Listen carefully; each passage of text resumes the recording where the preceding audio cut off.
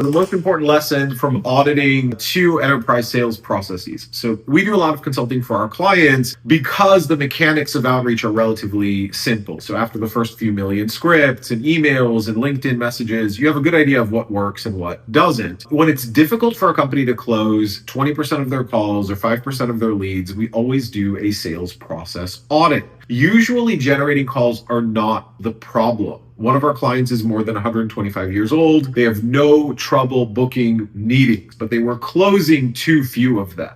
And I'm always surprised by how the fundamentals are often missing in enterprise sales, especially in companies where the person is hired for their expertise or resume, and they find themselves in a sales role and they expect the offer to more or less sell itself. The interesting thing to me is that the people in these organizations don't want to be perceived as salesy, but ironically, they come across as very salesy. Our work isn't to turn them into used car or crypto course salespeople, but to improve their framing, clarity, and process so they represent their companies at the highest level. I had 8 pages of notes for each call I reviewed, a lot of classic mistakes, but they're all forgivable except for this one. Before a sales call starts, you have to ask yourself what you want the other person to remember when it ends. Your answers should include: how much does it cost? What problem does this solve? What is the projected return on this? And how is that return projected? How long does it take to get started? What do I need to do? And most importantly, when are we meeting again? Things are missing. It's going to be really difficult to move forward and logically make the case for working with you. And this is because most enterprise sales are made not by you, but by the last person you talk to, who also talks to other decision makers, champions, and compliance people within the organization to get their buy-in. In both of the calls I audited, the prospect wouldn't know how to answer at least 5 of these questions, which makes closing less likely. Think about, before you send an email, before you make a cold call, before you send a text,